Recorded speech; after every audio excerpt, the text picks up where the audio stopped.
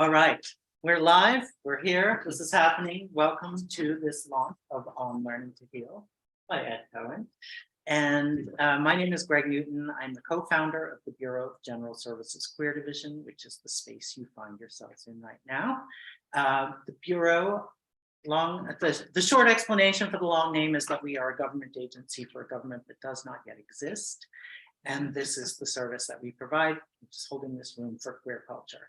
So we have regular bookstore hours, Wednesdays through Sundays from 1 to 7 p.m. And then we do lots of events in the evenings, sometimes during the shifts, during the day. So if you'd like to be on our email list, you can sign up for that at the back of the room, and you'll get an email every other Monday about upcoming events. We are an all-volunteer organization. Bella is volunteering for the first time today, I should say. Thank you, Bella. Max is here, another volunteer, volunteers in the house. And that's how we keep this ship afloat, that and donations. So I'm going to pass around a bag. We have some change in here. If you're able to give something, we appreciate it. But if money is tight and you're planning on buying a book, then you should hold on to your money and buy a book. That way you're supporting us and the author. But I'll pass that around, and there's change in there if you need it. I think that's all the housekeeping from me, so I'm just going to introduce our panelists and we will jump right in. So Ed Cohen is professor of women's, gender, and sexuality studies at Rutgers University and author of The Body Worth Defending, also published by Duke University Press. He hosts a therapeutic practice for people interested in healing, healingcounsel.com. Emily Lim Rogers is the Mellon Postdoctoral Fellow in Disability Studies at Brown University. She writes about chronic fatigue syndrome, myalgic encephalomyelitis, biomedicine, and debility. Her work has appeared in Medical Anthropology Quarterly and Somatosphere. And she is a contributor to the forthcoming anthology, Crip Authorship, Disability as Method, from NYU Press. Please give them a warm welcome and let's get started.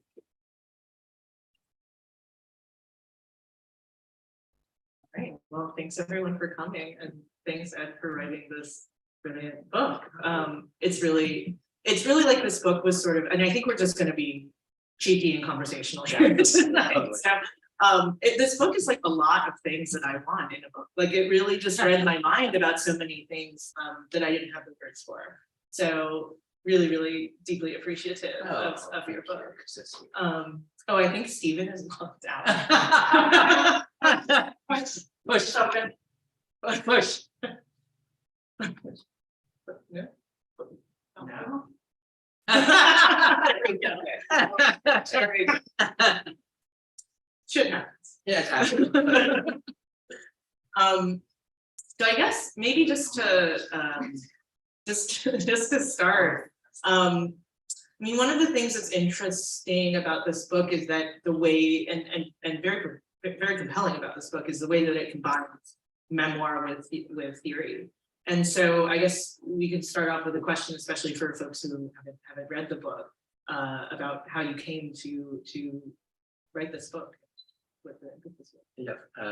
So I've been wanting to write a book like this for a long time. It actually took me a long time to grow in a narrative capacity to be able to encompass all of the different parts. But it started when I was 13, when I was first diagnosed with Crohn's disease. And that was 50 years ago. So this is my golden anniversary of living with Crohn's, which I do celebrate because when I was first diagnosed, it was not clear that the 50 years would be something that I could be celebrating.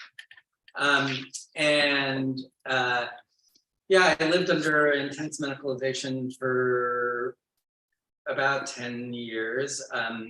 Which included being on really heavy doses of immunosuppressants. Basically, Crohn's disease, if you don't know, is considered to be an autoimmune disease. It's highly contested right now, like what autoimmunity is and what these illnesses are. But generally speaking, that's how it's framed. And you know, when I was 13 and they told me, well, you know, you have this disease, it's called Crohn's, it's an autoimmune disease.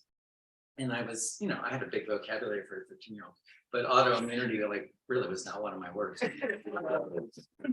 So I had to say, well, what does that mean? And first they said, well, it's like you're rejecting part of yourself. And I was like, okay, that's not helping me a lot. And then they said, well, it's like you're allergic to yourself.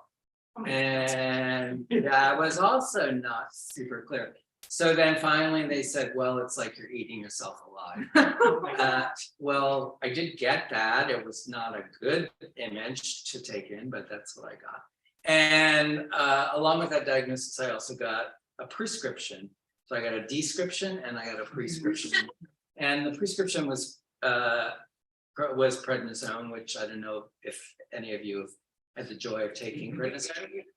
Now there are other things that people can take, but when I was diagnosed, that was the go-to drug. And it's a very heavy-duty immunosuppressant, has many, many side effects, about which I was not informed about any of them. And basically that began what I now refer to as my adolescence on steroids. That I was on prednisone for 10 years, and prednisone can induce many physiological symptoms. I weighed 240 pounds, and I had all of the, skin issues and all of the, it's gross, but whatever. And, but all of the psychological issues, which nobody seemed to really pay attention to, because basically they just thought, well, he's an adolescent.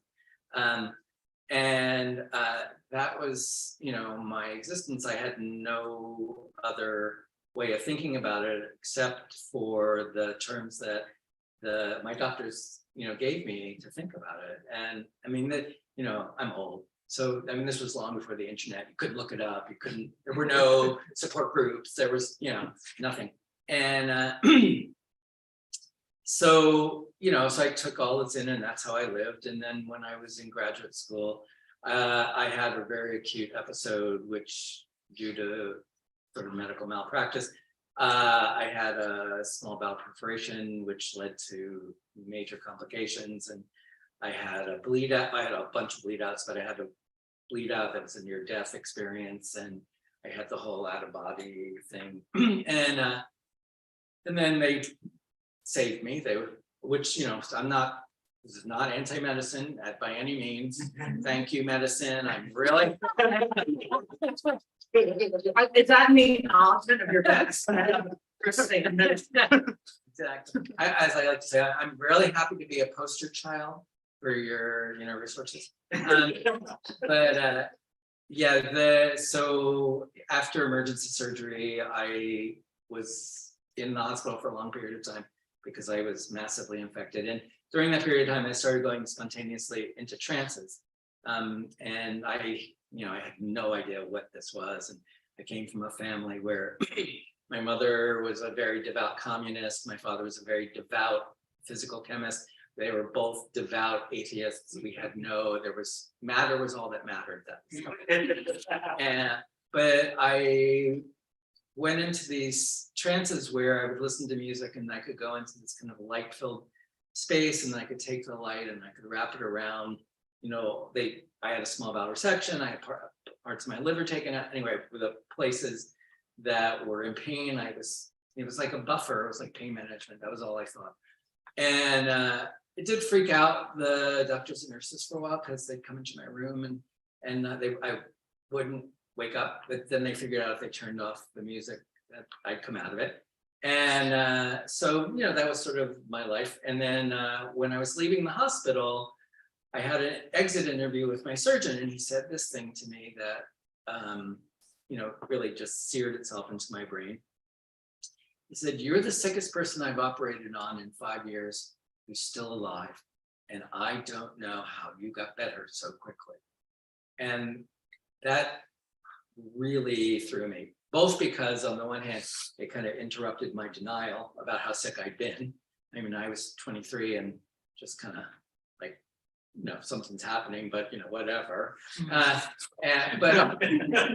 But also the fact that he was able to say he didn't know what happened.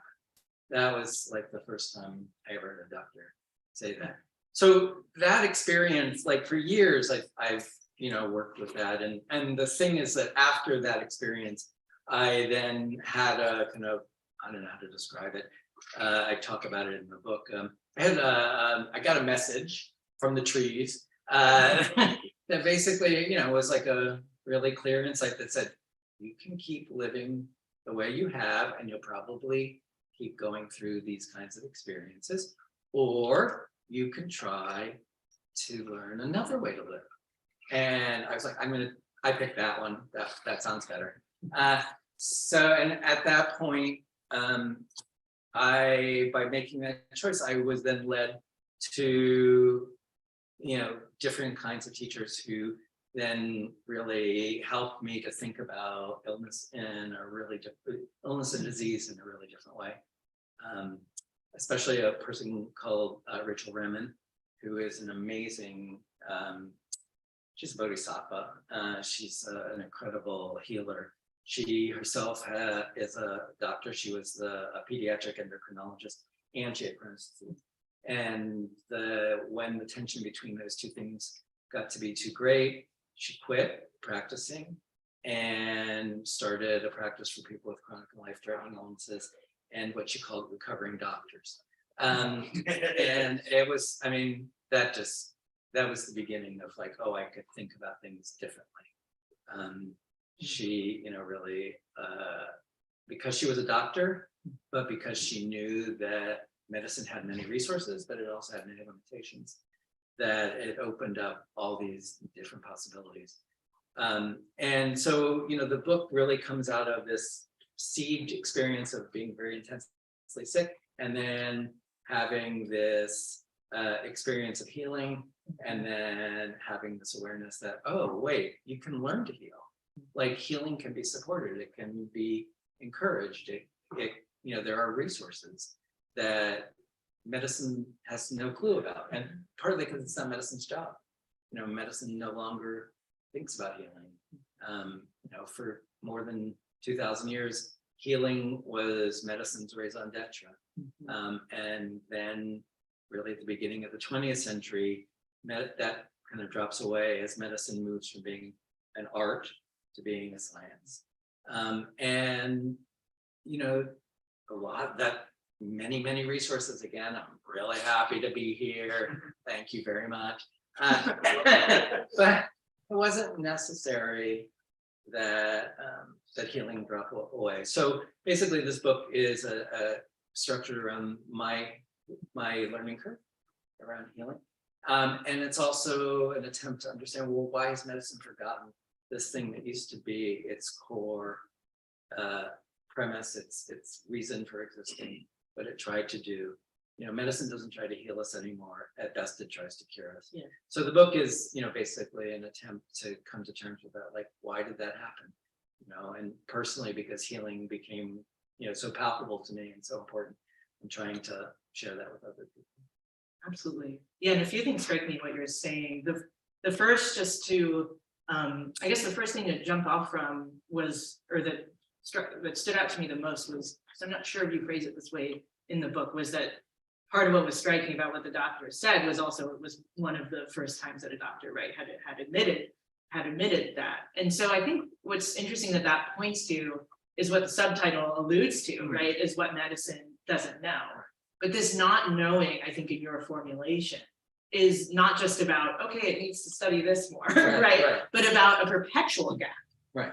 That I think you also mentioned illness and contrasted it with disease, and you also talked a lot about cure versus healing, and just maybe to give folks who are listening sort of how you distinguish cure and healing, and how you see that maybe as following parallel lines of disease and illness, and the sort of the way that medicine can only talk in metaphors about experience. Absolutely. Well, the first chapter of the book is actually "We're More Than We Know," and the reason it's called that is that, look, if you haven't been able to tell by now, I'm a know-it-all. Yeah, I'm like, my friends here can tell you how I'm like, and but so it's no disrespect for knowledge. But there is more to being than knowing. And one of the things, what makes medicine, in the history of civilizations and cultures around the world, there have been all kinds of therapeutic practices that, you know, people have used to support and encourage what is, you know, ultimately a biological capacity that all living organisms have. Like basically a definition of a living organism. Living organisms have to have like 5 things. They have to be bounded. They have to have a membrane, but that membrane has to be permeable, right? It has to let nutrients in and it has to let toxins out. Organisms have to be able to reproduce themselves. And they also have to have a reparative function, right? And from, you know, a single cell organism to a blue whale, all of, you know, that's what makes a living organism have the capacity to go on living.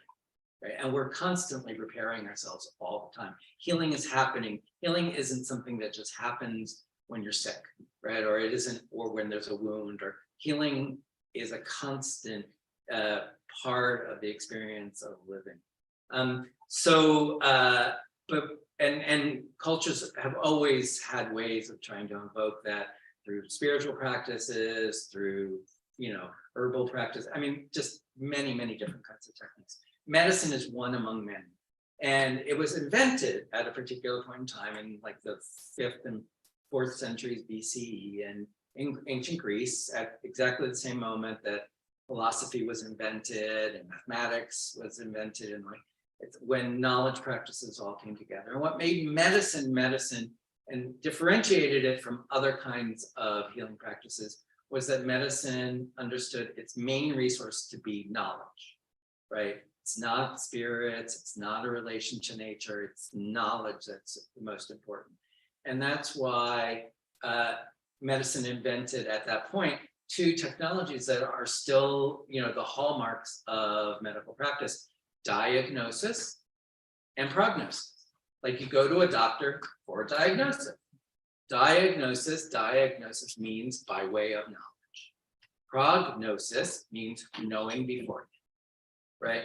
So medicine's whole investment is in the idea that knowledge is the most powerful resource that we can have. And so the ways in which medicine, you know, invests and has for 2,500 years, invests, you know, certain authority in the physician as the person who's supposed to know, right? What is a doctor? A doctor is the person who's supposed to know something about you.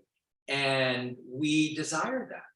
Like when we go to a doctor, we bring our desire to them that they know something about what's going on in our life experience that we don't know about ourselves.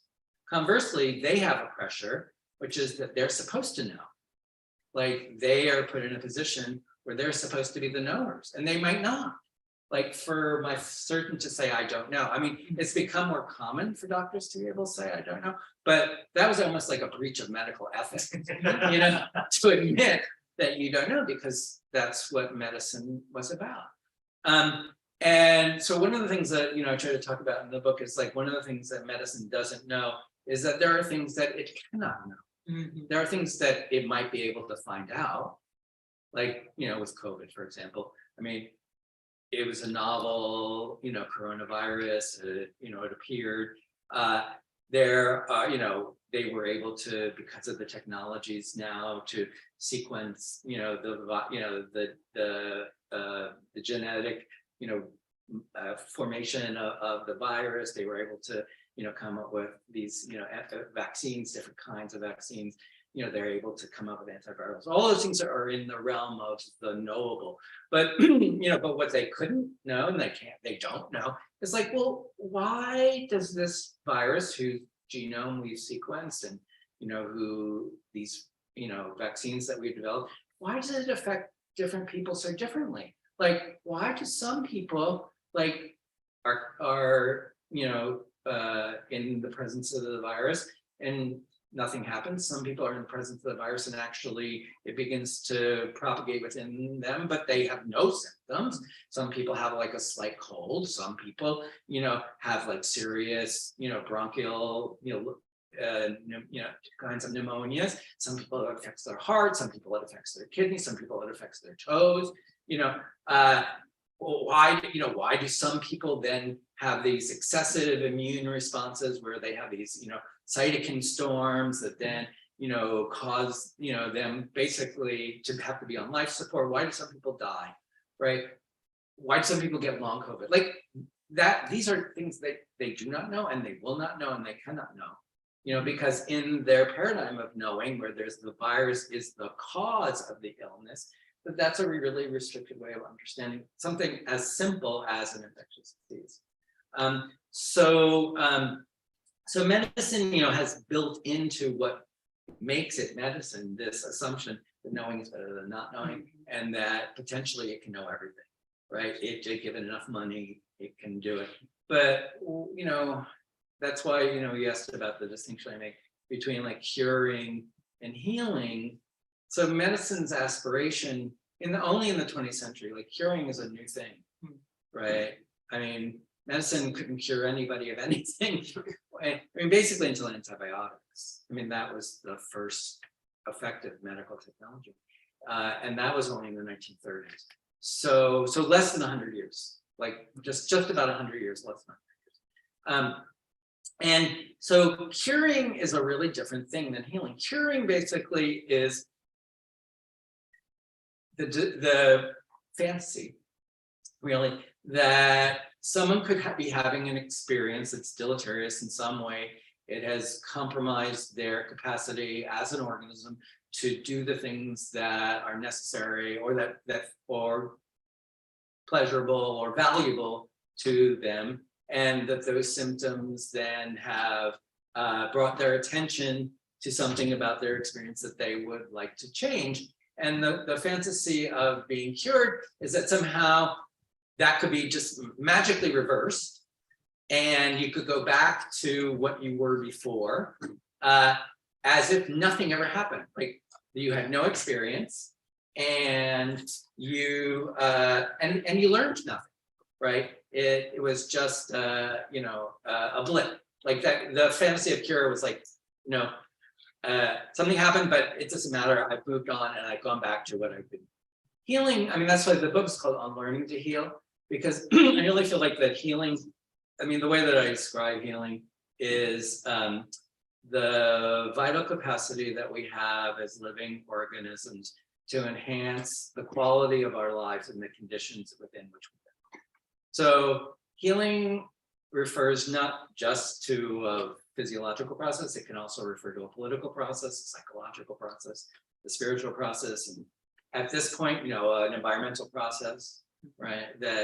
And what healing is about is not about negating what went before, the stuff that you didn't like, the shit that was happening. It's not like, okay, that didn't happen. No, it's like, okay, that happened, and I'm learning something from that. I'm learning something from that about how to live otherwise. So that would really be the distinction. And it's really not about knowing, what that is. Right. I mean, like you can heal without knowing how to heal. What allows you to heal, I mean, you will, healing, as I was saying before, it's ongoing, it's happening now.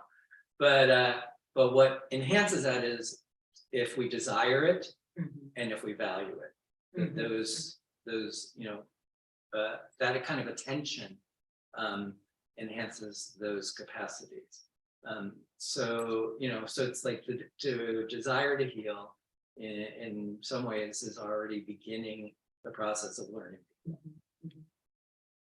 And I think also, just to build off what you were saying about you don't have to know how to heal. We also healing can take place without medicine knowing how it happens. Absolutely. Right? Which is to go back to you entering the trances and spontaneously improving. That's another interesting term that medicine will use, right? Exactly. Spontaneous improvement, which Absolutely. Itself shows that gap exactly. Between what medicine can and cannot know. Absolutely. I also, when you describe yourself as a know-it-all, because we have to know, because we often cannot know how healing works, right?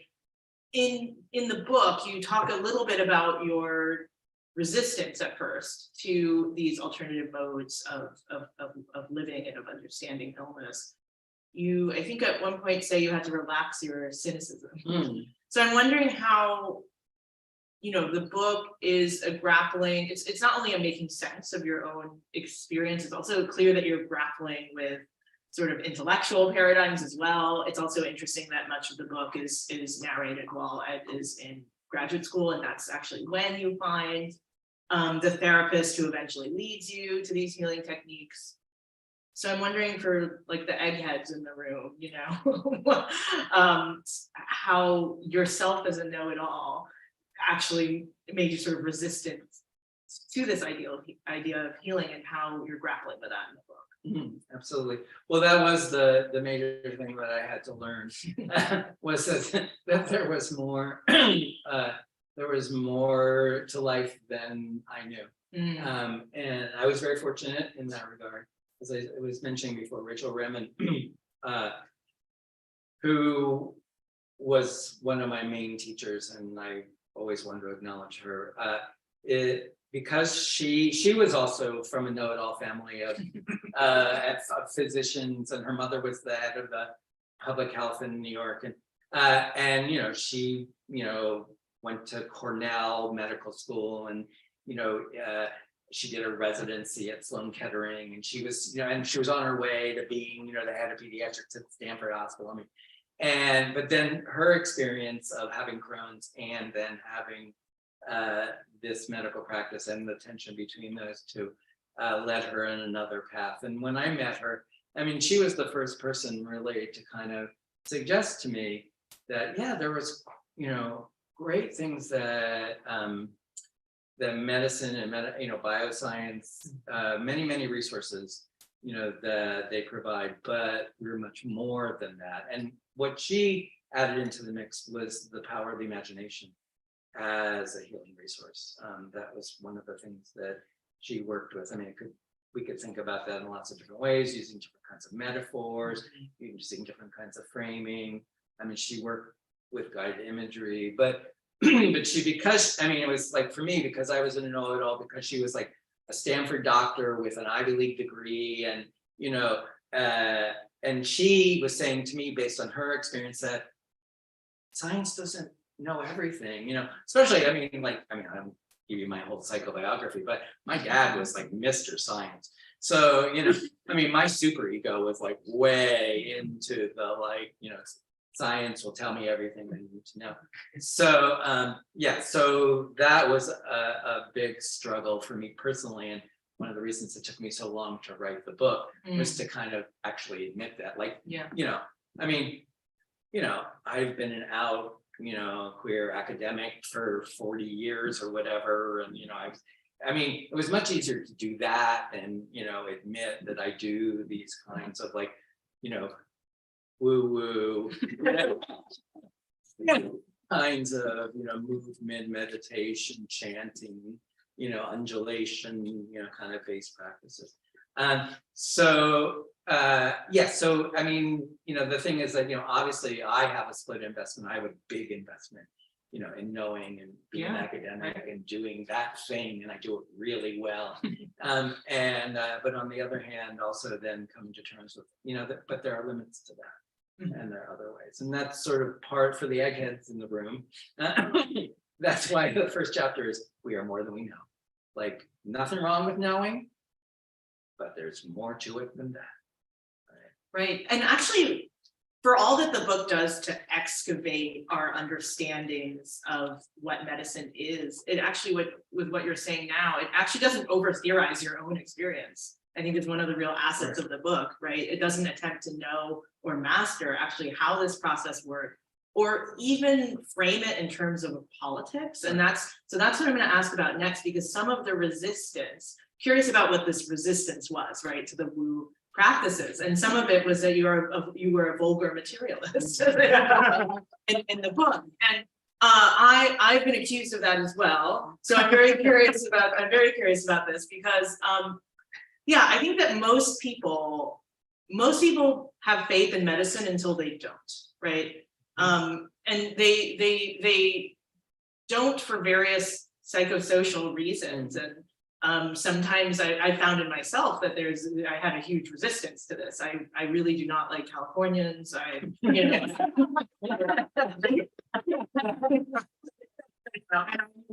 told Ed, I said, Ed, I think you're more lesbian than me. I mean, to park slow, because I'm very resistant to the woo stuff, myself. But I think your book helped me say, well, why is that so? So I guess you're still, you mentioned to me, you're just putting the book out into the world now. But one question that I imagine that you will get is from those people who haven't relaxed their cynicism, to put it that way, especially what you mentioned about imagining, right? Like the people who have a knee-jerk reaction to that because of people like Louise Hay, right? And that's something we can talk about as the book being written during these very, very acute days of the AIDS epidemic.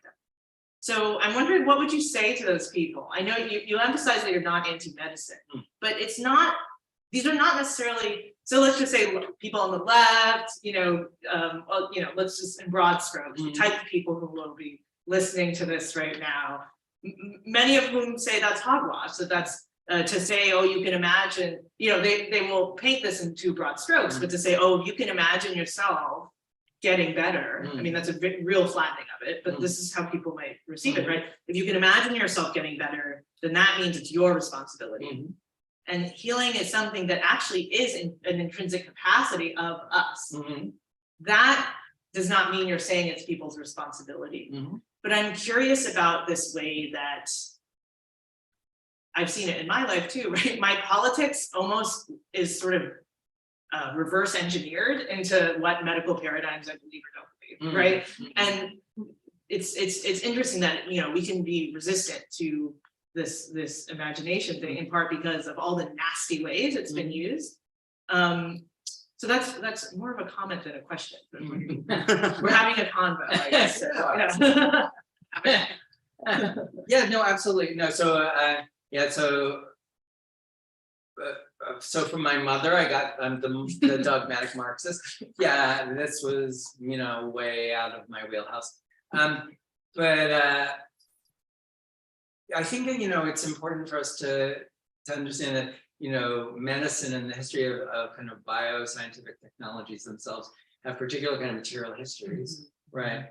That are, I mean, in the book that I wrote before this book, I wrote another book that's called A Body Worth Defending, and it's about, well, where did we get this idea that we have an immune system that defends us from pathogenic organisms that live in the environment that we're surrounded by? Because we take that formulation, it's now embedded in our culture as if it's self-evident and as if immunity just is some kind of natural phenomenon, right? But in fact, the word immunity was never used in a biological context until 1883, when a man named Meshnikov first formulated a theory of immunity as host defense. The word immunity actually comes from the Roman Empire. It was actually a legal strategy that the Romans developed in order to establish their hegemony in Sicily, where they wanted to take over Sicily, but they didn't have enough troops to occupy the island. So they made this deal where there were these 5 cities in Sicily that they could have the status of being Roman citizens, but they didn't have to fulfill the obligations that Roman citizens who lived in Rome had to, which were taxation. They had to be taxed and they had to participate in the military. So these cities were called free and immune cities. The word immunity actually initially is a legal concept. It is a very important legal concept from that period for thousands of years. In the early modern and modern period in Europe, immunity was how monarchs and the church negotiated their relative spheres of influence. So church properties were immune, as they continue to be. Why do churches not pay taxes on their property? We're like in Manhattan, where the church's properties are worth zillions of dollars, and they pay because they are immune. It's also why, like, why can people take sanctuary in a church? Because church properties are immune, right? It was always a legal and political concept, and only a little more than 140 years ago, it took on this kind of biological valence. And partly it became so important because it did this important work for medicine. So the germ theory of disease, like we all, especially post-COVID, we're all quite aware of the idea of like there are these microbial things. I mean, viruses aren't even alive necessarily, but there are these microbes that, you know, are potentially pathogenic, and you know that this was something that was first noticed and documented in the middle of the 19th century. But there was a problem with that theory of like, well, if there are these pathogenic, you know, microbes that are everywhere, then why aren't we sick all the time? Or why are we even alive, right? And so Metchnikoff came up with this metaphor, immunity, that he plucked from a legal context. He merged it, he was a zoologist, he merged it with an idea of host defense. And actually, that's a contradiction, because like in legal terms, if you have to defend yourself, you're not immune. Oh. And if you're immune, you don't defend yourself, right? So he invented this new metaphor that now has become so sedimented that we just take it for granted as if it were a real thing, like as if it just spoke to us from the materiality of the world. And so, I mean, I use this example in, you know, to talk about the imagination, because that's how we imagine these very complicated processes. And they are very effective. Well, they were highly effective, sort of, for the things Highly sort of. you know, for infectious diseases, which is what they were, you know, invented to account for. I mean, but they're much less effective. This like metaphor of immunity for like the things that I have, like autoimmunity. Like when I began by saying, you know, the things that doctors tried to tell me, you know, in order to explain what autoimmunity is. Well, the reason it's so difficult to explain what autoimmunity is it's actually a paradox, right? The way that immunology has defined itself in the 20th century is called the science of self, non-self discrimination. Like that's the famous textbook that was first written by Frank McFarland Burnett that, you know, set out what's now like the central dogma of immunology. And the problem with autoimmunity is that the concept is that the self mistakes parts of itself as not self, right? So it's self, not self, not self. Like, you know, yeah, I mean, like, you know, try and there are increasing numbers of illnesses or conditions, let's name call it, that are characterized as being autoimmune, 80, 100. I mean, every day you see new ones. I mean, it's crazy, right? And for none of them, for zero, there are no cures for any of them.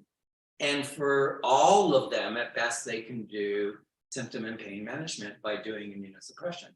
I mean, and that's just one of the contradictions of this way of imagining how we as organisms live in environments with other organisms of different scales, right? That, I mean, there are these predictable contradictions in immune query.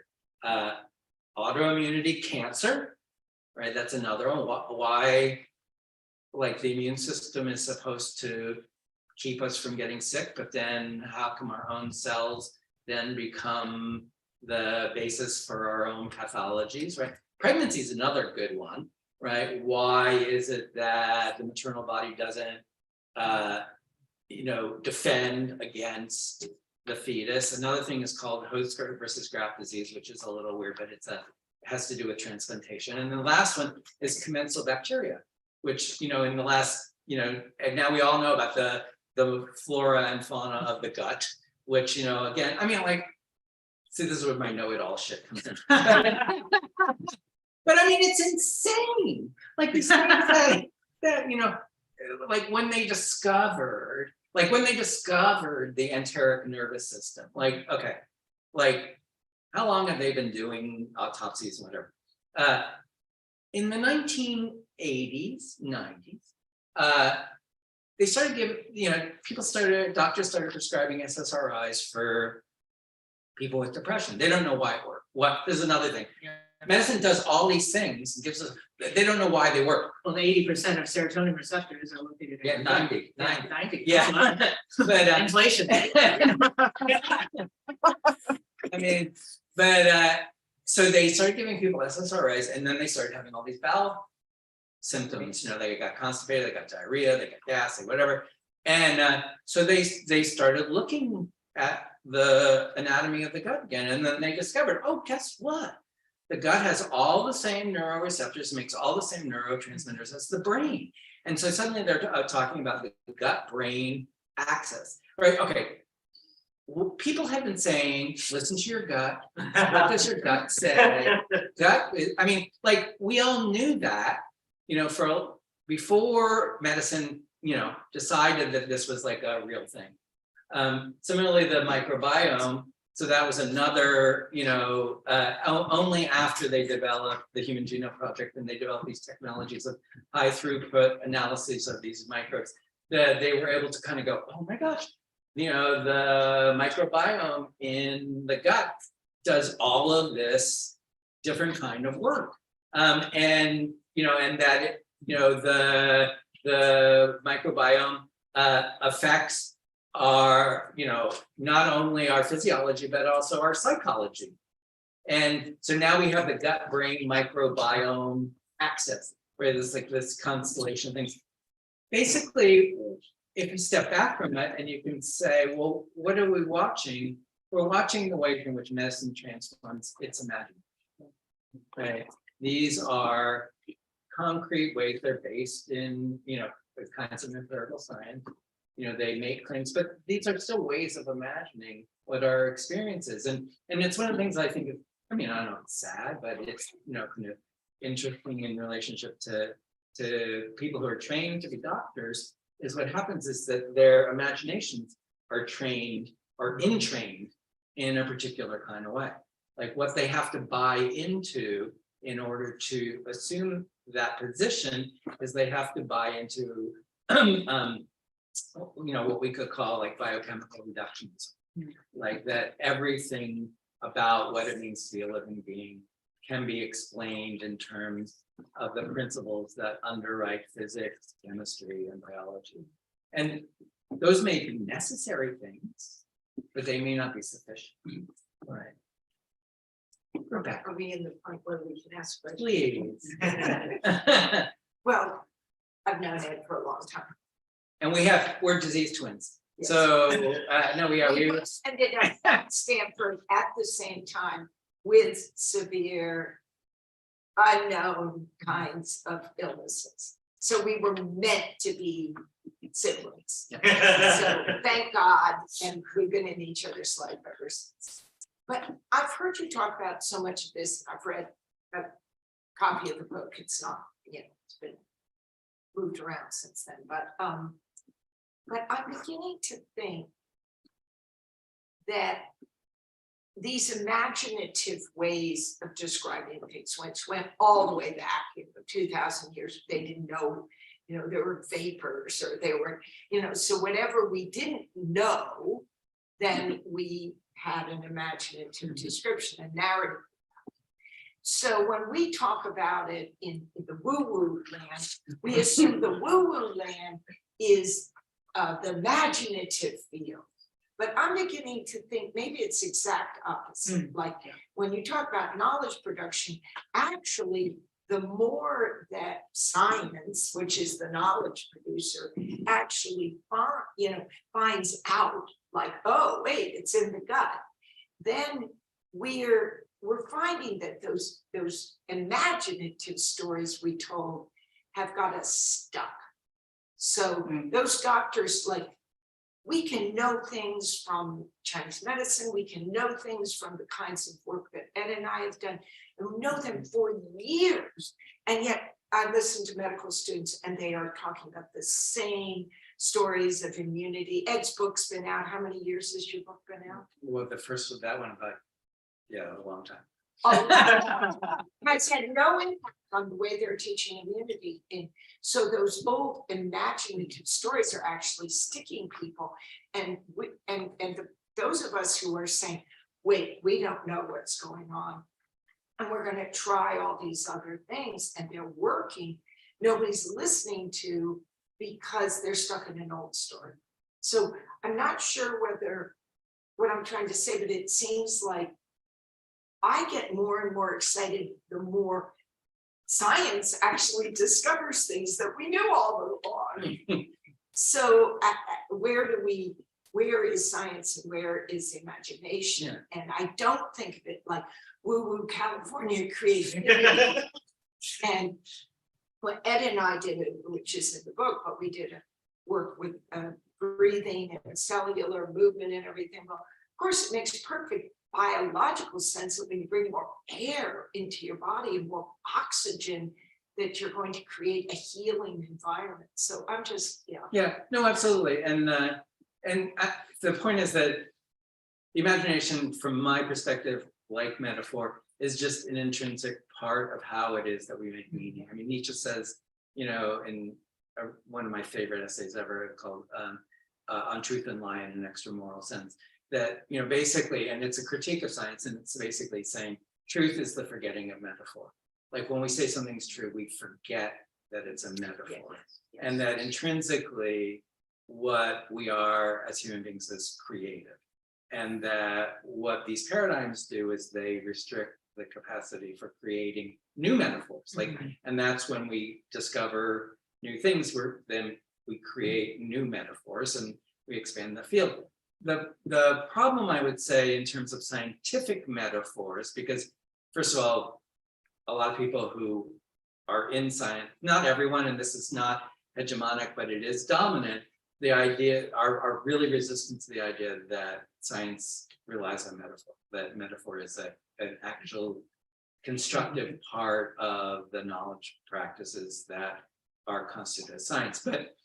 And one of the ways that science makes itself science, right, because science is a particular way of knowing, is by excluding other kinds of ways of knowing from the domain of the true, right? So in order for science to actually have authority and to say that these things are true, it has to say, well, those other things are not. So just to use the immunity example again, like immunity is I call it the sibboleth, or shibboleth, depending on how you want to say it, of medicine. So if you don't use immunity as your central metaphor, what you are practicing is not medicine. So acupuncture cannot be medicine because it does not utilize the framework, the imaginary framework of immunity to explain the effects that it can support, induce, whatever, however you want to talk about it.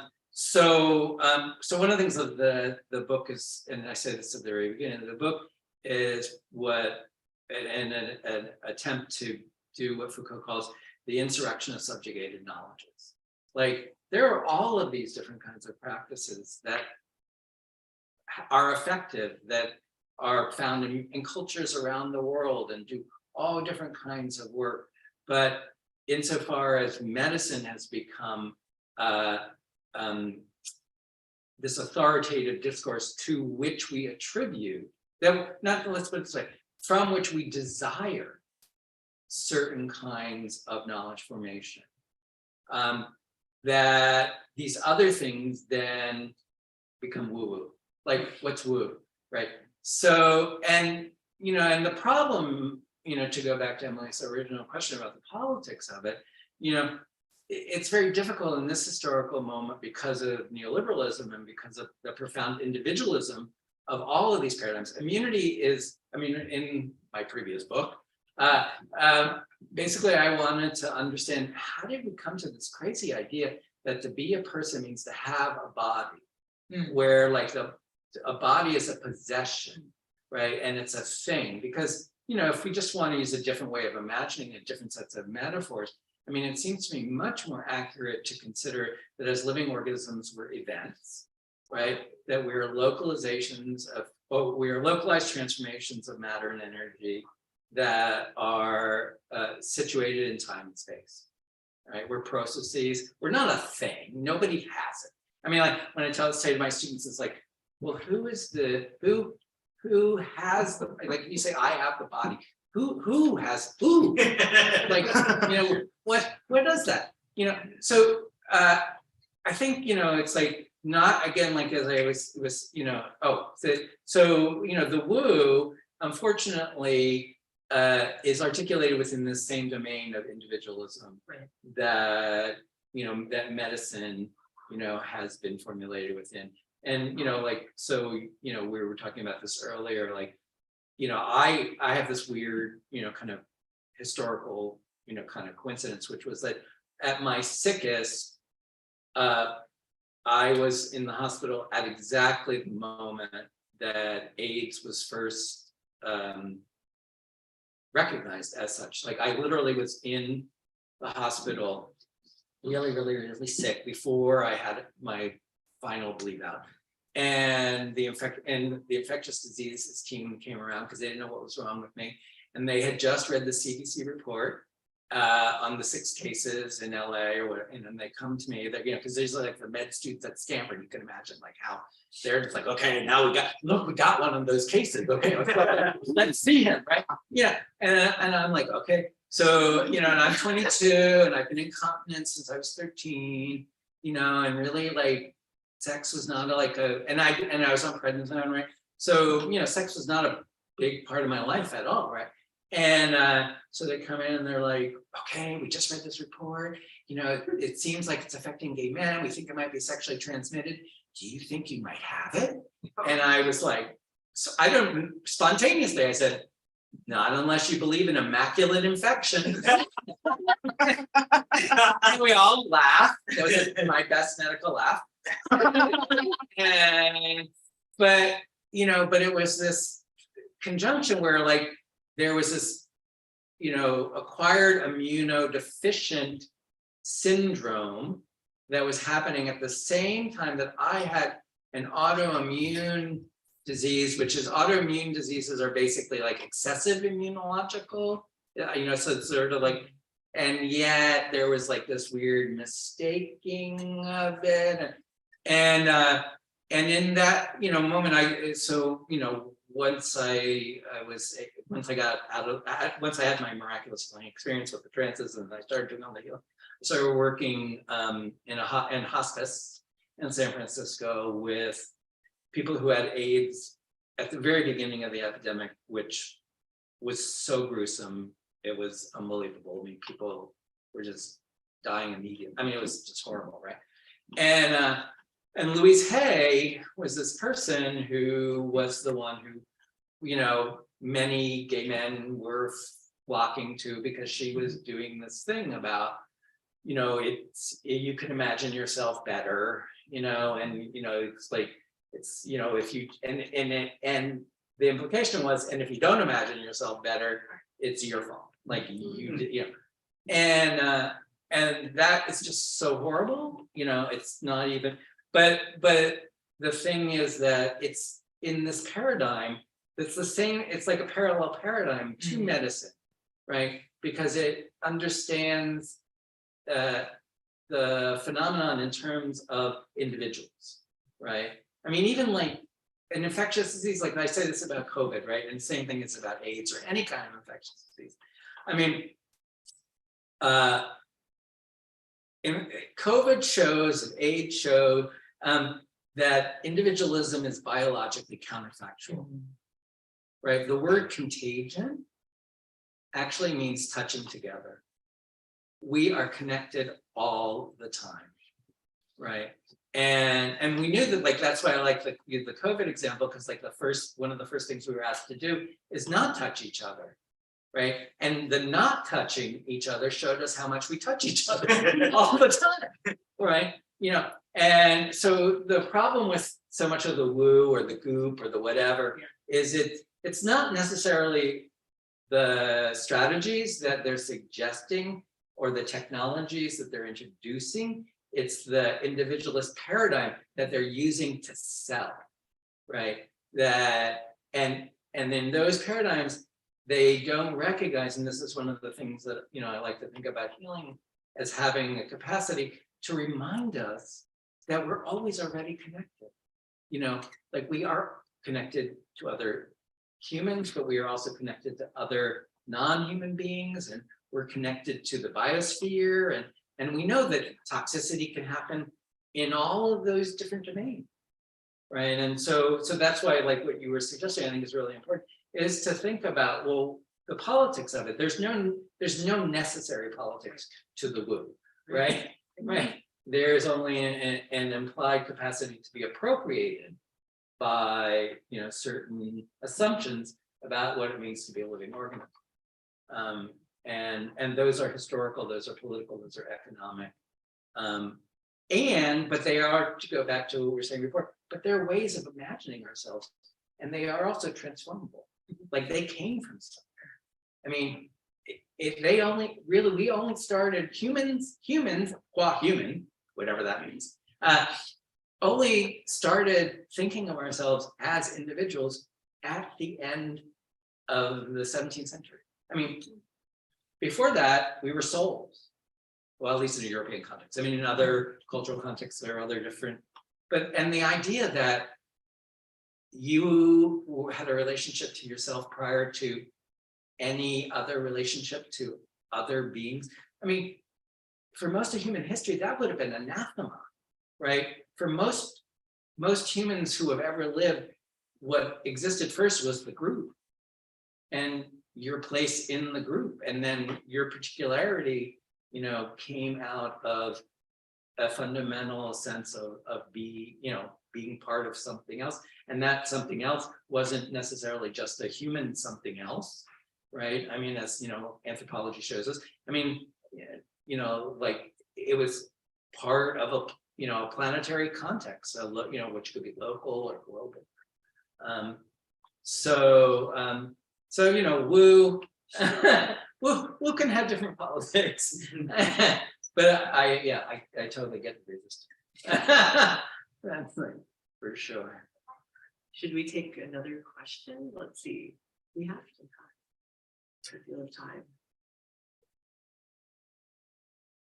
One thing I've been thinking about a lot lately is the anniversary of having homosexuality removed from the diagnostics. Yes. Yeah. And that moment of like, oh, we're not sick. And just thinking of that and revisiting that and wondering like, could we have done something else at that moment as opposed to fighting that label of illness? Like, could we have challenged the very idea of what illness is? I mean, that's asking a lot of people, but I'm curious what you might have to say about that in terms of thinking about psychological as well as physical. What is an illness? What is a pathology? Absolutely. All of that stuff. Yeah, again, this is like another know-it-all thing. So unfortunately or fortunately, I'm about to teach a class that's called the Queering of Theory, which is about like, so where did the notion of queer come from? Like as a, you know, so in the early 70s when the category was first challenged, well, in order to understand why it had the salience that it did. So this is terrible, but my first book, my first book was about why at the end of the 19th century did it become plausible to imagine that all of the permutations of male sexuality could be situated somewhere between the poles of heterosexual and homosexual. Because prior to the 1880s, the word, I mean, so like in my little, the word homosexual basically emerges in English and it was at the same moment that the word immunity did. It's like exactly, you know, like same weekend. They were the party. And the first instance, well, there's an earlier small instance of the first instance of the word homosexual in the English language is the 1892 translation of Charles Craddock's translation of Psychopathia Sexualis. And first of all, the project of that book, the reason that there was a pathology that was produced called homosexuality it was actually a liberal perspective, right? Because it was to move the idea of categorizing sexual relations between men primarily. Lesbians got a little, but not very much. From a status of criminality, right, to a status of disease, right? And it was an attempt to decriminalize those actions and to say, actually, these activities are the province of medicine, and we need to treat people, like though they had no treatments. The word heterosexual, the first time it appears in the English language, is as what results if you successfully treat a homosexual, right? So homosexual comes first, heterosexual comes second. And the disease formation was actually an attempt, like a kind of quasi-liberal attempt to rethink these sexual dynamics. And the pathologization, interestingly, then produces a possibility for people to begin to identify with the category. So Foucault calls this a reverse discourse, and it's historically accurate that this is the period of time, the end of the 19th century, the beginning of the 20th century, that people actually could start writing memoirs, novels, poems in the first person about their experience using this framework of the homosexual. Like there are very famous examples, E.M. Forster and Maurice, is one example, or my favorite example is actually Radcliffe Hall and the Well of Loneliness. So Radcliffe Hall is this mannish lesbian whose mother, is not cool with her, but her father is very loving and supportive, and he dies, and she inherits the estate and the horses or whatever. But she's really into the horses. I've taught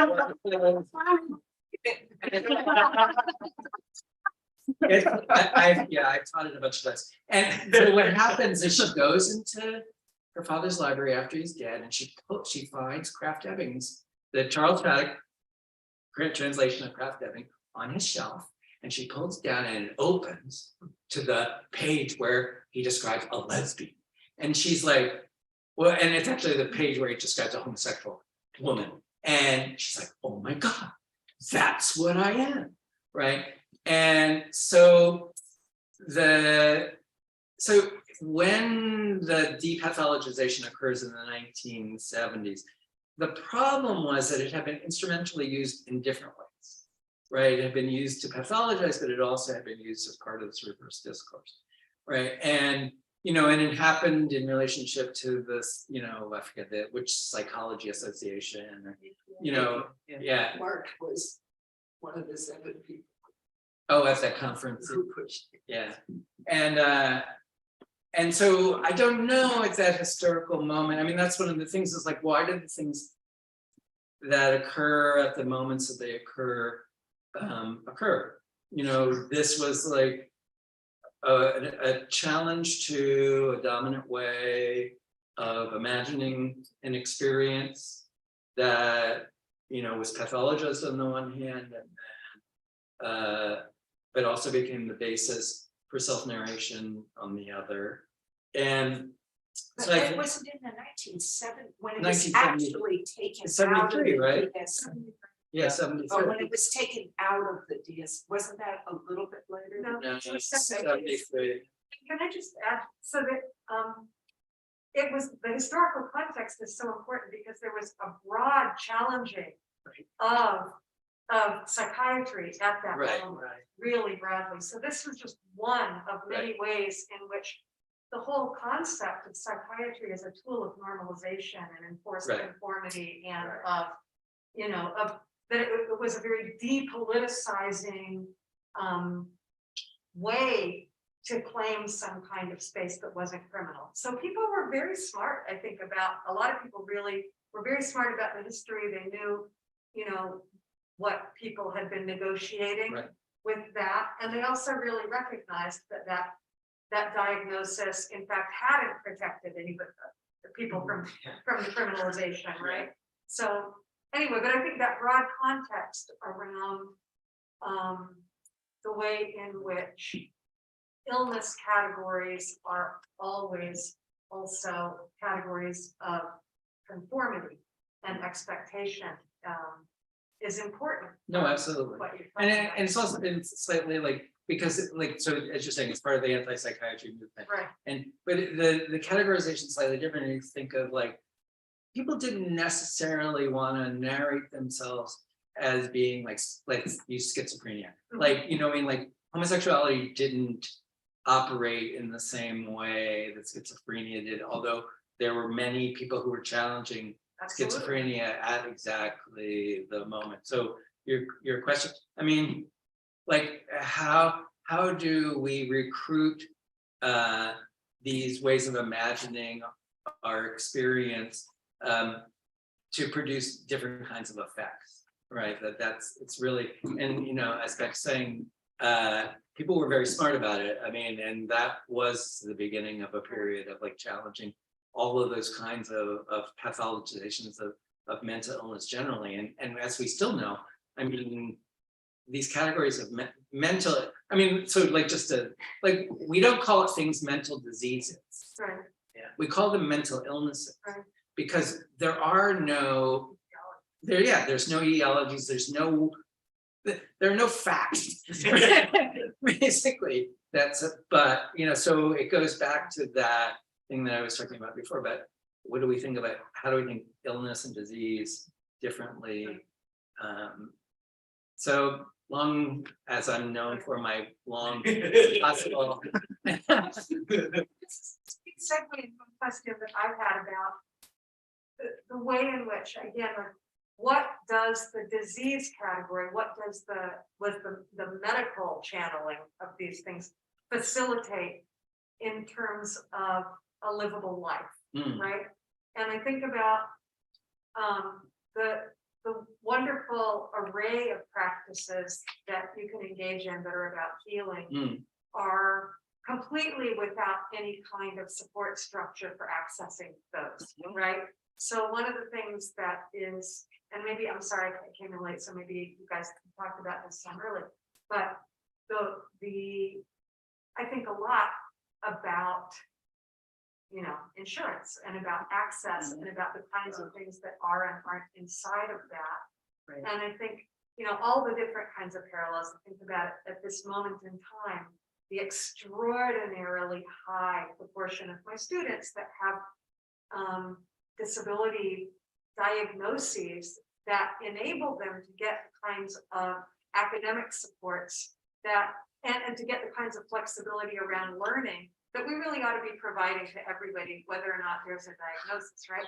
But we have such a stingy approach to survival, period, that by forcing everything through this narrow canal of getting a diagnosis so you can be certified as deserving. I mean, we can take it all the way out to like the kinds of work on humanitarian access that somebody like Miriam Hickton does, where that, you know, you have to get medicalized, you have to show on marks of torture on your body or marks of trauma in order to gain enough humanity to have access to something. So anyway, that was a blah, blah, blah, but I'm thinking about that. How do you think about, in your very broad way of approaching healing? I mean, do you have some kind of an imaginative landscape that would provide access to the sorts of healing practices that you have yourself, you know, that you use?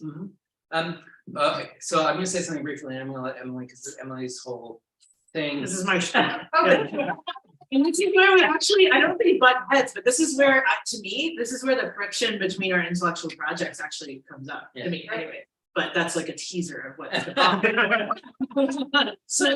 So my answer generally to this is like, if I think of healing as a desire and a value, right, then I think that yes, it require, in order for that to be, how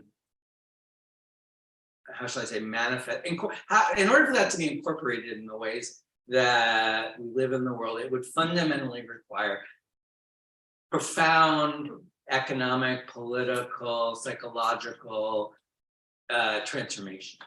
Absolutely. And I think so okay, this is, I'll tell you just briefly, the end of the book is like a coda, it's about COVID. And the beginning of the book is like also about COVID. It's like, well, when people were talking about COVID in the beginning, it's all about war, right? The war, it's like the virus is the enemy, Trump's gonna be a wartime president, everything was about war, because it's all about the immunity paradigm. Nobody talked about healing. Like healing was never mentioned, not once, except that was a lie, because it was mentioned once, right? And that once was, and it's super embarrassing for me to say this, but by the Pope, right? Which makes, if you think about it, it's no coincidence. No, well, I have Yeah. a really good argument about why it's but I won't even go into that. But I think that that's an individual versus yeah, whole. no, exactly, yeah, and but also, but there's even a better, like, read the book. It all, like, you get, like, it's a really good punchline, but I can't explain it to you. But Fine. you have to buy the book. But the Pope uses this, writes this op-ed on Thanksgiving in 2020, and he basically uses his own experience. He had some horrible, like, pneumonia thing when he was in his 20s. He had to have part of his lung removed. He was in this hospital. The doctors didn't treat him. I mean, they did the surgery, but they didn't give him enough antibiotics. They didn't give him enough painkillers. The nurses, who were nuns, intervened. They gave him more antibiotics. They gave him the painkillers. He got better, and he says, okay, I learned then what science can do and what other people can do for you. But the whole thing is about, the concept is solidarity. And what he says is, what we need to learn from COVID is that we need to learn that we are in a world with other people, and that we need to change the economic. He says that we need to change the economic structure. We need to change the political structures. And I'm like, oh God, it has to be the Pope. The commie Jew queer. Well, he's not, he's a fascist. But in Argentina, he was like, yeah. Anyway, but so my thing is like, but if healing is a value, then, because that's the problem, we have like this value schema that capitalism, incorporates, that makes it seem as if the individual is a natural unit, and then once you assume that, then everything else follows from that in these logical, rational ways. But it's not. It's not rational. It's pathological. I mean, like, that's the language. I mean, no, that's a disease. But Well, yeah, I mean, these are just, fabulous question also. I mean, in terms of my own work, I study MACFS and I study patient activists, right? Who, actually, we were talking about this earlier, over decaf coffees. A little bit of caffeine. a little bit, yeah. Is the way that they model themselves after the treatment action group, actually, the drugs into bodies model. Mhm. And in a sense, right, I don't want to fault them for doing that, because to me, that is actually just to do the same thing of taking my politics and then retroactively fitting them onto people's experiences, desires, etc. And so I don't want to fault them for wanting treatments, right? I have been pushed by academics to say, well, why don't you just make this project about why that's all bullshit, why it will never work for them? But I'm interested in a slightly different question than this book is interested in. And then I'm going to say why this provokes me, though. I'm interested in what people do in the meantime, right? Which is this thing that I actually think your comment, Becca, also brings up, is that I definitely think their model is that if we understood everything, that essentially medicine can now, right? That if you really look at acupuncture, if you really look, if you were able to just drill down into the molecular, you'd see that what we've been doing all along actually is scientific, right? So that's the fantasy. The fantasy is that we don't know, it's just really buried under here, and we just need, it's more funding, it's drugs into bodies, right? Is the model. Now, what Ed's book, I think, provokes me to do is to, not be such a vulgar materialist or something, right? Because I'm like, why do they care about these things? Well, because they can't live without being within these systems, right? But then is that sort of vulgar materialism precluding a certain imagination about, and that imagination is healing, because that's up space, right? And the other thing is that it provokes that my approach to things like patient activism to, specifically appeals to scientific research is that it's actually not rational. Like, none of this is about rationality, actually, that people's attachments to what I call attachments to science are thoroughly about this sort of hope that we place in medicine that I also cannot fault anyone for. And I'm interested in that hope. And I think that, work like Ed's helps me to see, well, this isn't just about, if I were to say, oh, well, it's because they have to appeal to medicine, then I wouldn't be looking at the broader scheme of things, and thus not even be looking at the ways that, what you suggested about completely transformative change would render these biopolitical categories pretty moot, right? I think I probably had one more thing to say about that, but I think that's, you'll have to buy my book in 2027. You can come back and we can do this together. We'll just we have to remember the order, right? Gonna be on YouTube. Yeah, just responding to that, I guess what interests me is like all the organizing that a lot of us disabled people are doing that's not in that direction. Like, I don't think that like we have to be part of medicine to survive. Like I think particularly in like the legacy of queer care, HIV for sure, but also like trans care, there's so much of it that like was never, like abortion wasn't invented by doctors, like hormone therapy wasn't invented by doctors. Like a lot of the coolest stuff that we've made, we've been like, oh, please take it. So then you can give it to people who happen to have insurance, and then the rest of us can't have it. And I feel like there's a certain, like, there's this argument about scaling up, but it's like, I don't even think it's a valid materialist argument in many ways and that's not to like trash anything you said. I think I'm excited to read your book when it comes out. Well, you'll be excited for a while.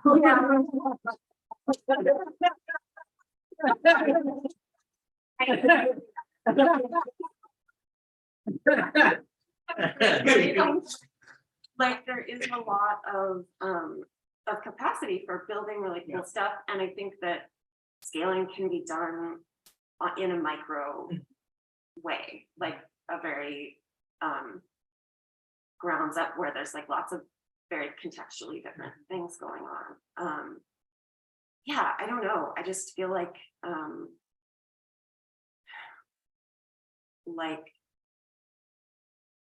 what I wish is that I could just get the advice of someone who had all of the knowledge that people are like required to go through medical school from, but outside of the context of like indemnifying them from suing them, because they're always telling you like not to do things. And a lot of the times it's more just because you could sue them. No. Yeah. I think part of what's in your comment is to not let the cynicism or critique that is real, right? To not, especially about issues of scale, because usually I'm like, well, if that homeless guy in the street who just called you a slur can't join your collective house, I'm not really sure. To me, politics has to include that person. And so sometimes my cynicism is eating myself alive, or whatever the phrase was. So we can't let the cynicism preclude other forms of imagination. I don't know. No, And I think learning is also really important. well, that's the thing that comes in here. Yeah. Yeah, well, yes, no, absolutely. That's sort of, I think the problem with the investment in knowing, and that's why it's like what medicine doesn't know. It's not that medicine doesn't know anything, it knows a lot. It just doesn't know that it doesn't know everything.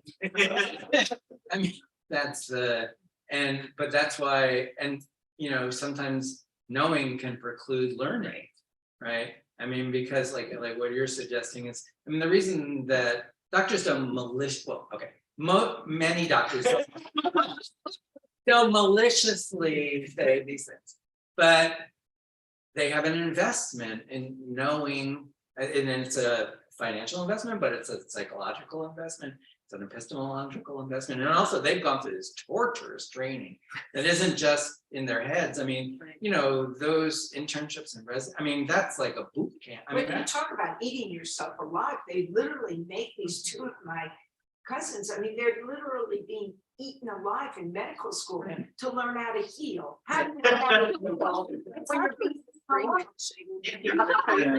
Right? Yeah, no, exactly. No, exactly. And that, so that the these the sets of assumptions that people who are clinical practitioners within a kind of medical framework are enjoined to adopt, as their own, right? Are ones that then become their limits. I mean, not for everyone, obviously, and I mean, I talked about Rachel Roman before. I mean, she had that and she left it because she had, she was really sick and she was a doctor. I mean, that's the, but like what we were talking about before, as well as like the kinds of knowledge formations that people are, inculcated with. I mean, sometimes do prevent them from learning otherwise, right? And I was saying to Emily, and I say to my students all the time, is like we have a bias in our culture that knowing's better than not knowing. And the problem with that is that if you only move from knowledge to knowledge, you're not learning anything new, right? If, like I tell this to undergraduates, I'm like, if you don't feel anxious at some point about this, you're just repeating yourself. You're not learning anything new. What learning requires is that we have to be able to sit with the anxiety of not knowing long enough to learn something new. And, for a lot of economic reasons, political, many doctors don't have the time to do that. They don't have the space to do that. And so in a way, I mean, it's like, what if we think about it, this is what, and that's for me personally, this is one of the reasons that I wrote this book. I partly wrote it for people, with illnesses, but I partly wrote it for young doctors, for them, it's just like what we can bring to medicine, from the patient's position, is that there are real problems. I'm so thankful that I'm alive and thank you for helping me, but there are still real problems with how you're understanding and what's going on with me, or what you're not seeing about what's going on with me, or what you're not understanding, like how what's happening to me is because I'm in a context with other things that are going on, and I can't fault you for that because that's your training and that's what you do. But you have to understand that your training focuses your attention in certain ways and it excludes other things a priori. And those other things that are excluded actually may be very important, in terms of the capacity to change my experience, to help me to learn to live otherwise, which doesn't necessarily mean I'll be cured. It doesn't mean I'll be symptom-free, right? But it may mean that I can live a more enhanced life, a more vital life, in the meantime, or something. I had this experience not too long ago. I do private writing tutoring, and I was working with a friend of mine, Gaines, who is he was like a liberal arts kid. He went to Hampshire and then he didn't end up finishing. Eventually, he decided he wanted to be a doctor. He went back to school, and he was applying to medical school, and I was working with him on some application essays. And I was like, oh, well, I think this is a great spin we can have where we can say, oh, you basically got a degree in gender studies and like anthropology and stuff. So you're going to have lots of ways of communicating with your patients and stuff that you know, most people going to med school wouldn't necessarily. And he was like, no, I can't say that. And I was like, what do you mean you can't say that? And he was like, he was literally like, these people, it's very important to the people who will be reading these essays that medicine is a way of knowing everything. And like what you've just suggested to me is that what I would be like, he was like, I believe this, but like what I would be suggesting here is that it's not, and I can't say that. Okay, But I so think he was wrong. yeah, I would tell him to apply to Rutgers MD. I mean, We are trying to raise money to have a dedicated MD PhD in women and gender studies. And, What? and yeah, He's already and very much enculturated, you know. oh, Into what we were talking, the intensity of med school. it's a whole situation. Yeah, hopefully he doesn't listen to this. I think he's been enough, around enough like profoundly strange gay people. There's no going back. But But yeah, I feel like. yeah, and I was thinking about that, and I was also thinking about just like there's the concept of like the high control group, which is kind of a term that has like replaced cult. But like in so many cults or in high control groups like Nexium or Scientology or different things, there's this thing that also happens in medical schools where you're not allowed to sleep. Right. And I don't know, I was sort of thinking about that and like in ways in which like this type of high control thing is always sort of like many forms of knowledge production like resemble this kind of a thing. And like the concept of just like the concept of the teacher or the leader is like a really slippery or difficult or dangerous one, I feel like. And in my own like desire to so I guess that's what I'm asking about, is kind of about like these concepts of mastery when you're trying to learn, and then you seek out this or that person, and you maybe it's L. Ron Hubbard, maybe you're making a terrible mistake. like how can we kind of grapple as we're thinking about this critique of like the individual, how can we kind of grapple with the concept of the teacher? Well, so when you're saying that, it's like reminds me of Kate Bornstein's memoir, A Queer and Pleasant Nature. Because you know she was L. Ron Hubbard, you know, and the explanation. I mean, it was really interesting, like her explanation for why that worked for her in that process of becoming Kate Bornstein. You know, was that because of the I forget what they call the soul, but they have some word for it. Thetan, yeah. So Thetans don't have a gender and whatever, and it's like and so it's like why are people drawn to these? Like it's not necessarily that it's like the problem of the leader. For me, from my perspective, I think of it as transference and countertransference. It's like, what are we like? The same thing I'm saying about doctors. You know, we position them as subjects who are supposed to know. We desire something from them, and they can give back to us. So in these like high control situations, like even with your friend who he desires something, right, really strongly, and that desire then orients him in a certain way towards these people who then are the experts or who can give him, what literally he's trying to become, someone who is supposed to know. Like we suppose that the doctor knows, but the doctor is supposed to know. And that's a huge, like in terms of like a high control situation, like that's a position that you're supposed to know, and don't fuck it up, because if you fuck it up, someone's gonna die. It's like, yeah, that's a cult situation to me. Yeah. So,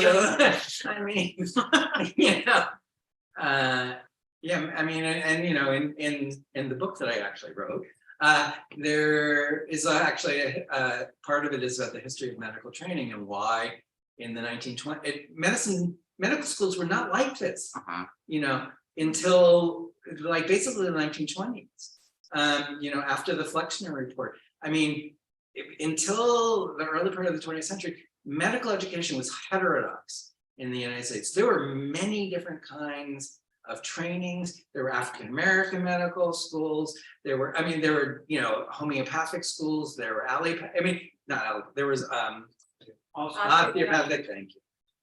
You know, so part of it, you know, that's why understanding like the historical, to go back to what Beck was saying, you know, the historical context for this didn't come from nowhere, right? I mean, this is set up, you know, this process has been going on for a long time, and it has certain moments in which technologies are developed, you know, both in the sense of knowledge technologies, but actual technologies that then get invested in, you know, financially, but also psychologically and epistemologically, and then training techniques. I mean, it's one of the things that, like, you know, like at the beginning, I didn't say this, but, you know, the motivations for writing this book, you know, partly it is, yes, to people who want to be doctors or people who are doctors, you know, for them to have a sense that it could have been otherwise.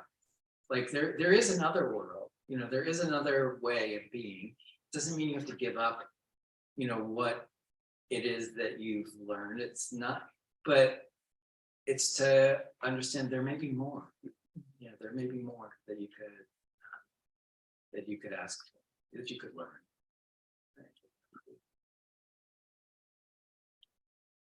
Are we good? I'm a little tired.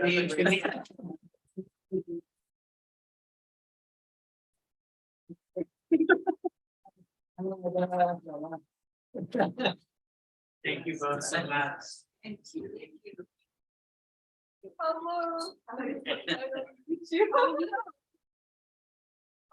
Guys, that Oh, was yes, great. thank you.